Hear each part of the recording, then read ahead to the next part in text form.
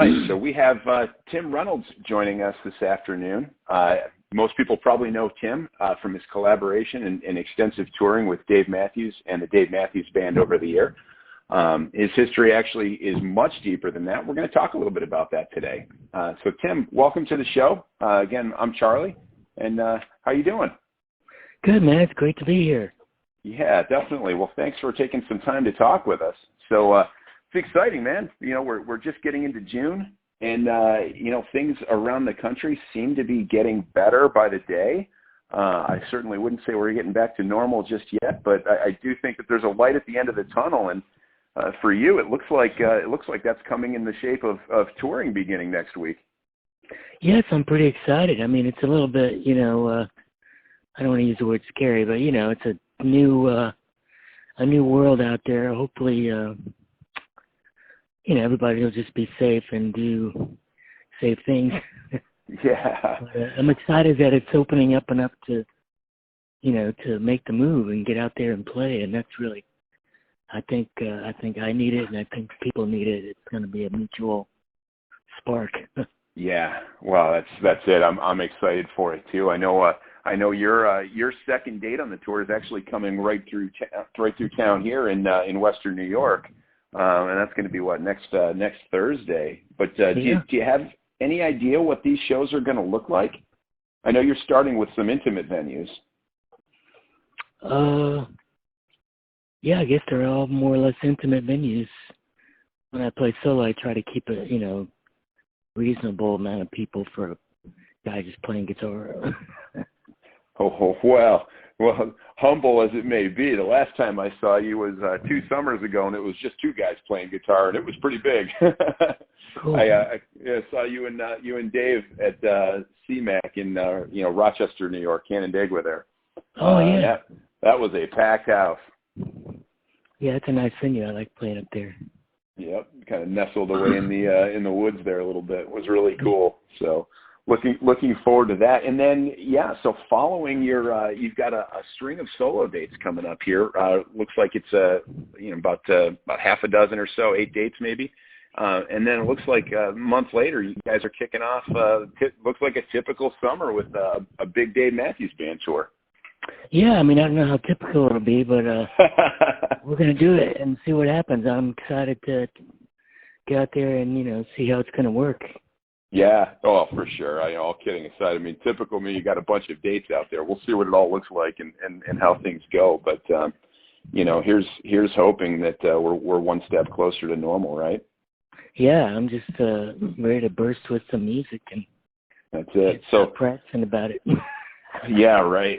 So let's talk about the last year, though. I mean, you know, you're a guy that spends a significant amount of your time on the road playing for people. You haven't had that opportunity. So what have you been up to? A lot of walking. Yeah. I mean, just kind of getting into a kind of a routine to stay healthy and mentally healthy, I guess, if that's possible in this crazy world. But I just, you know, working on music, I mean, it took a while to get used to the idea that you're not going anywhere. And then you got so used to it, you just can't imagine going anywhere. And then when you start, you know, not that long ago, and all of a sudden it seems like things are opening up, you're almost like, is this too good to be true? We've been programmed for doom for so long. So I'm really excited to get out and play. But yeah, I mean, you just find things to do. I mean, I learned some music and did a lot of practicing, a lot of work and just different things, you know, like doing social media. It seemed like once it was established that nobody's going anywhere, you just kind of find ways to get busy at home, and then it seems like you're really busy. You know, you can't keep up with your list of things to do. And then with all that, and all of a sudden the time to go on the road, and you have a whole other set of things because you want to get prepared for that. So, yeah, it's pretty exciting. I mean, it's been time is completely warped after this year. It's hard to remember what happened before, exactly when it happened, because there's a whole blank space that's not really blank, but a completely different reality for ever so long. Yeah, there's somewhat of a void, right? I mean, it's like, you know, what we would have considered sort of the normal everyday thing was really just straight up put on pause. And like you said, we've had to find other ways to occupy ourselves, you know, over the last year and change. Yeah, I mean, I've been really lucky because I've been able to, you know, have a nice, relaxing, mostly, you know, I live in a really quiet area down here in Sarasota. Yeah. I got so used to saying Saratoga for many years. Now I lived in Sarasota, and then once in a while when I say the word, I'm like, did I say the right one? Nice. Yeah. So right, and you've been busy. I checked out your YouTube channel ahead of time. It looks like you're constantly putting some stuff up there as well. Yeah, so definitely. It's weird to just have that as your work focus in a way, because that's kind of all you got. Yeah. So that's been a different kind of focus. You know, it can be a little. It's just different to have everything kind of under a microscope when you're doing it. And I'm looking forward to playing a gig where it's a more macroscopic and you get to play out to some out energy instead of looking at your phone and playing on the phone. For sure. Yeah, very different. So returning to the road, you know, I mean, again, you're 6 days away from your first show next week. You know, what kind of things are you feeling heading out there? I mean, hopefully, you know, obviously, some excitement and everything like that too. But you know, I got to imagine there's a little bit of nerves there too, right? It's been probably your longest break in front of a human audience for a while, and of course, you gotta keep in mind what's been keeping everybody in their houses for the last year too. Yeah, it's excitement and caution. Mm-hmm.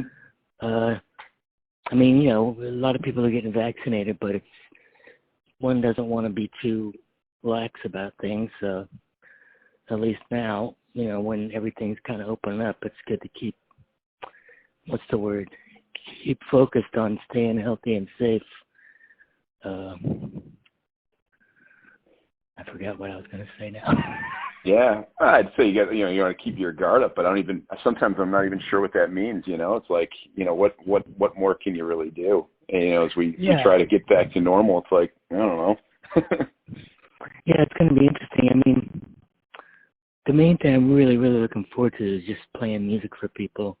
All the other things that are going to be different, you know, I'm just going to try to keep an open mind to how that's going to look or be, you know, like playing in a mask or being in a room with people in a mask or how that's going to go and work. It's going to be different. But we're all used to wearing masks a lot. So, I mean, in Florida, they kind of not wearing many masks anymore because they don't really, it's almost like there's no pandemic here, except there really is. But, you know, it doesn't get, let's just say the governor isn't the best in dealing with it. Gotcha. Yeah, it's been an interesting experiment across the country. Everybody's kind of dealt with it differently, and and results have varied in some ways, and in other ways they seem to have kind of been the same no matter what everybody did. So yeah, it's true. You know, Yeah, it's a weird thing. You know, I think we'll look back on this and figure out what was really going on, you know, down the road. You know. Yeah. So, well, let's talk about you a little bit more in terms of your history. I mean, you know, I've known who Tim Reynolds is for over 20 years, right? You know, by way of the Dave Matthews Band and Dave and Tim shows, but that's really just kind of scratching the surface too. You know, going back to your history, you know, let's talk a little bit about, I mean, I think one of the cool stories that certainly everybody would love to hear if they don't know it is really how you met everybody in the Dave Matthews Band and then Dave in that order, right? Right. And then, you know, and then even kind of going back before that, you know, talk us through a little bit of that, if you don't mind, kind of reminisce, if you will. So what was the question?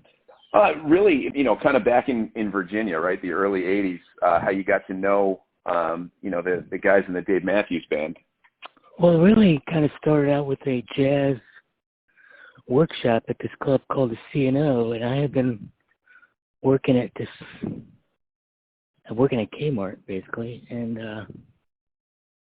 I'm not sure. I think it was a guy at a music store who I knew, because I'd made friends with some musicians, but I didn't really connect it with the jazz element of Charlottesville, which at the time I was keen to, because I was really I wanted to be a bebop guy. That was my goal. That was my focus at the early '80s, and so there was a jazz workshop, and I went, and that's where I met Carter and Leroy, who was actually the MC. I actually have a cassette of that gig, as it were. It wasn't really a show, but it was a burning jazz session, man.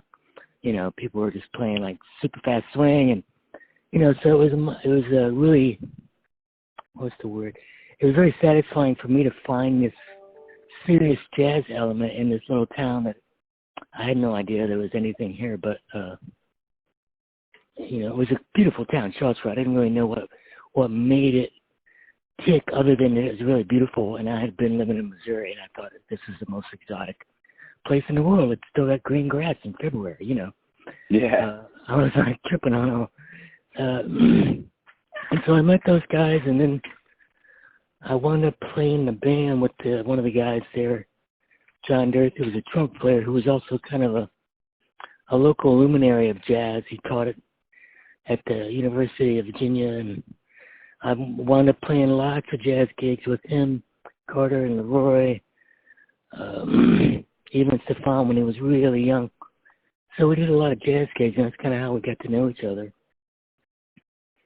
And when Dave came into town, he was working as a bartender at Miller's, and that's how I met him, because I played there every Monday night. Yep. And that kind of, we just started being friends, just randomly talking to the bartender, but, he was a very charismatic person, and we instantly realized we like a lot of the same kind of music. And, went over to his house one night after working at Miller's, and we started recording, and just kind of came upon a musical rapport. And this was before I didn't even know he played guitar at the time. And he played piano, and he was helping me. I was curious about working with a drum machine, and he had one, and so, hey, let's go after the show and mess around with that drum machine. So we started doing these kind of crazy recordings. And that's kind of how we got to know each other. And then after a few years, the band got started. They kind of had management right away, actually two different managers. So it started out with a plan that was, I'm sure improvised to some degree, but very focused. And it was interesting to watch it from the side, because I wasn't really wanting to get into a band and go on the road at the time, because I was at the time really fulfilled playing in town with all kind of jazz gigs and TR3, and there's a lot of loose affiliations of musicians that would play in different bands. It's probably like 5 or 6 bands of different combinations of people, and it was just a really rich atmosphere for music. I started playing.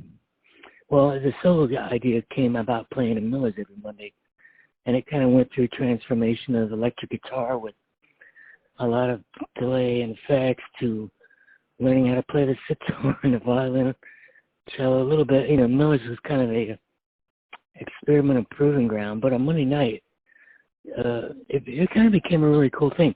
The guy who was there before me, it was always kind of a dead night. He kind of got bummed and stopped doing it, and I was really poor, and I realized, well, if I play here every Monday, I'll have a meal, and I might make a little money, or at least I'll have someplace to be to play music. So that started a tradition for me. I did it for like 10 years maybe. I don't know. I did it for almost every Monday for many years. I was in another band called Secrets for a while, and so there was, for a couple months, or I'm not even sure how long, I would be gone a lot of the Mondays. But I remember getting homesick for being back and playing on Mondays, because it was kind of like a really, I just liked playing that gig. I could walk to the gig, because I lived really close to Miller's. I could walk, I actually lived right across the street from Miller's for a while. When you're young and you're moving around, you never know where you're going to wind up. Yeah, that's right. That's right. And, you know, I've read a lot of this story, not in the detail that you just put out there for sure, but hearing it directly from you is something else. It's really cool, you know, to see sort of the origins of that band and how you guys sort of came up. It's sort of parallel, but at the same time, you know, like you said, kind of people were in and out and everything like that. That's really cool. And then, you know, when the time came, right, and the Dave Matthews Band sort of got off the ground, you didn't go that way at the time for the reasons that you said. But then it really wasn't too long after that you guys started kind of doing those acoustic shows together. How did you land kind of back in there, you know, ending up to, you know, play shows with just Dave when he was off from the whole band? I think he just, I'm sure the idea came to him just to, you know, do some acoustic shows. I remember one of the first ones was in a little tiny place called the Prism Coffee House in Charlottesville, and he packed it, and it was kind of a famous underground folk place, you know, from back in the day. And it seems like, of course, my brain is kind of fried from a year of pandemic memory loss. But, it's okay. Right around the time we started doing the band, like we played a few gigs with our bands both on the same show, and I remember the first time we did a performance, just me and him, it was him playing a guitar and I played a shiko, an African drum. And then that was really fun. And then I think I remember either him or I made a suggestion like, hey, why don't I get an instrument I can really play? I can play the guitar, let's do that. And then, you know, that was kind of a different avenue for him to express his songs, you know what I mean? And so, yeah, we kind of started doing those gigs in incremental, you know, size venues. Like the first one was at the Prism, then maybe we went to the Birchmere in D.C., which is a bigger club, and then we went on the road in 96 for about a week or two, and that's when they recorded Live at Luther. And like when we were doing these gigs, I didn't really know or think that it would become a thing that would happen over and over.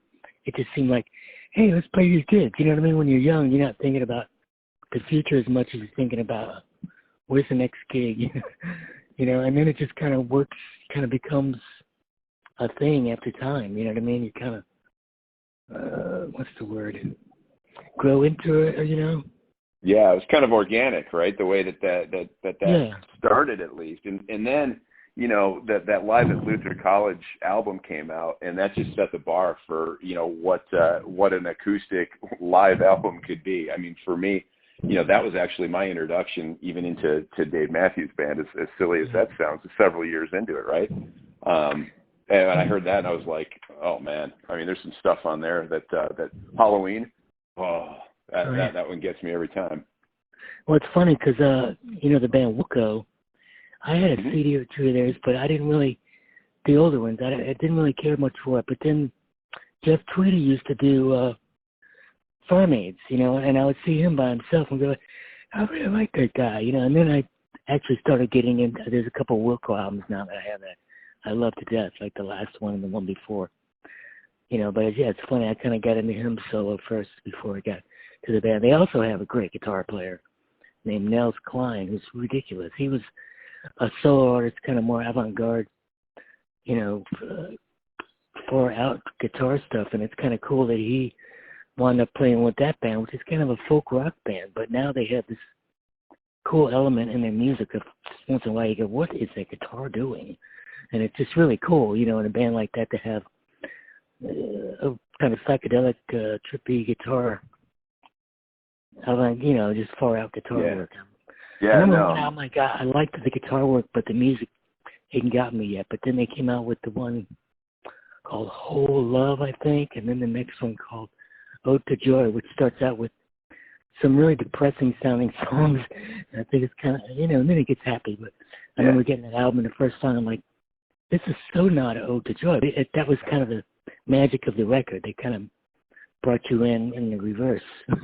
Yep. Okay. All right. That's kind of neat. That's that one I'm going to have to check out.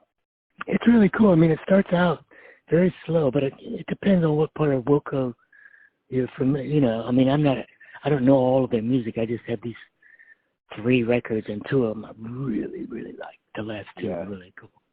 I'll put that on the list for sure. Hey, so speaking of which, too, given all the time that we've had over the last year, it's definitely been a neat time to discover music. Either kind of listening to some older stuff that maybe it was due for a revisit, or something that you maybe discovered for the first time. Right. Was there anything that really stood out for you that that you heard over the last year? Whether, again, it could be something new or old, doesn't really matter. There was all kind of CDs that were kind of really great. I mean, the first one that I remember it was just really great was Fiona Apple CD called Fetch the Bolt Cutters. I mean, wow, girl, she's deep, man, and a great musician, That one stood out. And then I loved the Deftones, and it was so great that they came out with an album during all this craziness, because you need to crank it up and blast it off a little bit once in a while, and they're good at that. Yeah, those are 2. I remember those really were both last summer. I think both of those came out, right? Yeah, I think so. Yeah, a band Mogwai, who I really like, they came out with a really great record. Yeah, Time's Warp. This record seemed like they came out a month ago, but that's because time has been stretched and contracted over and over again.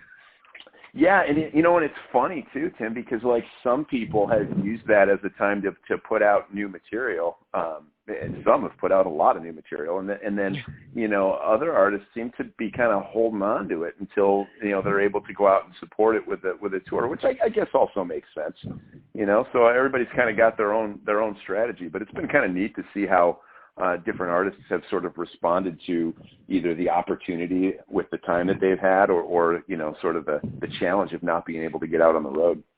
Yeah, it was kind of weird. Like, I wound up just doing, mostly just social media streams and videos, whereas if it wasn't like this kind of year, I would probably wait and go record new music, you know what I mean? But it was just a whole different thing. I feel like I still got to record that music, even though I put a bunch of 10 new songs on YouTube. I feel like I still want to make a record that you can listen to and not have to look at it on your phone, Yeah, for sure. Yeah, now your last release was was last year, right? Yeah, I did it was a extra recording that I recorded in 2005, but it was so different. I'd never released it because it was kind of an ambient, much more like a listening on headphones experience. And I thought since this year everybody was kind of sitting around listening in a different way, it would be a good time to have that come out as a calming presence in a crazy world. And we're talking about Parallel Universe, right? That's the right. I was working on that record, and that's when I did Venus Transit as a kind of after a day of mixing and your ears get all crazy, I was just like, well, I got this new keyboard, it's got all these cool sounds. Let's roll the tape and I'll make space music. And then after, a bunch of different sessions of wearing your ears out and making space music, I put some guitar to it, and then it was kind of like a thing. But I just kind of had it sitting around for a long time and think, well, this isn't really something I would tour with, and it's very low key. It's more of a listening thing than a guitar thing. But then, last year I'm just like actually listening to Trent Reznor and Nine Inch Nails released something that was kind of ambient, called Ghost something. He did one a few years back, and I love it, the instrumental stuff. But anyway, it became my favorite yoga tape, even though you don't think of Nine Inch Nails and yoga in the same breath. But it's really sweet, man. It's just, really, there's 2 parts of the record. One that's called Together, and then the other part's a little more eerie sounding on purpose. But they're both still very, mostly kind of ambient. But that kind of, I thought, well, this is a year for listening to cool, different stuff. Let's go for it, So I was really happy it was very satisfying to finally get that out, because it was something, a part of me that, I've never really shown that part. But I'm a big fan of that kind of music. Like Peter Gabriel, he's known for all of his hits, but he has also an amazing movie soundtrack guy, you know what I mean? Like some of my favorite records of his are just mostly instrumental, like Passion. That's an amazing record. So I've been a fan of that kind of music a lot. It's just, you don't always think about playing, going out on tour or something that's that kind of meditative, but it was cool to have, to get that out there. Yeah, no, that's cool. I mean, anybody that's found a way to kind of find your outlet over the last year, I think it's really cool, and especially a good opportunity to do stuff like that because, you can express yourself, and it's for people that can find a home for that. And like you said, when you're home and we're finding other ways to kind of occupy ourselves. You said you've been walking a lot. I mean, that's a great way to listen to something that maybe you didn't normally do before. And geez, I mean, other people are listening to podcasts. Right. Hopefully, somebody's going to listen to us talking about your year. There you go. So we all find our way. That's for sure. So, well, that's really cool. Awesome. So the other one I wanted to hit on real quick, because you've kind of not obviously in the last year or anything like that, but in more kind of a modern era, have somewhat resurrected the TR3. You made reference to that earlier back in the 80s. It's something that you were certainly involved with, and then kind of brought that back. So let's talk a little bit about that. That's certainly not a small part of your history either. Oh yeah, I mean, we've been this TR3 has been together for more than 10 years now, so it's kind of like, and it just gets better, and I'm really excited to go back and do some of that later this year or at the beginning of next year. Yeah, I mean, that's just, it's just another outlet for expression for everybody involved, and I just really I can't wait to get back and do that. Yep. So you see, that'll happen at some point, probably over the next year or so? Oh, definitely, yeah. I'm really excited to get back and do that. It's like with DMB, we're going to have to probably get together and rehearse. Yeah. Well, with DMB, I think we're going to rehearse for a couple of weeks, but I could probably get a good weeks in with TR3 and just to get back with the guys and play some music. It's so much fun. Usually we come down here and stay at my house for 2 or 3 days and rehearse, but for the next tour, since it's been so long, I want to rehearse. Yeah. Now, have you been in touch with anybody from either TR3 or obviously you've got tour plans with Dave coming up summer, so I'm sure there's been some sort of contact there. But have you guys kind of got things going? Do you check in regularly? Like, what's that all been like? Yeah, for sure. I mean, I just talked to Dan the other day, from the drummer from TR3, and Nick. I talked to him maybe within the last couple of months, if not, I think sooner or less time than that. But like I say, it's hard to. Time is a warped concept still, after a year of being still. Yep. Yeah, that's for sure, right? I know, it feels like, yeah, we'll stay in touch, right? And then a week goes by, then a month goes by, and it's like, oh, geez.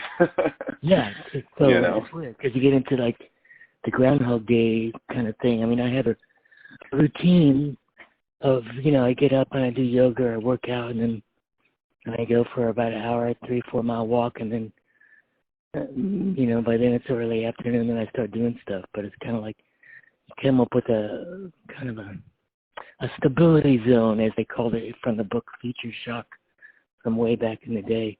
In a world that's crazy, it's good to have a consistent thing for yourself. It's also a healthy thing, Yeah, keep you grounded. Yeah. That's for sure. That's for sure.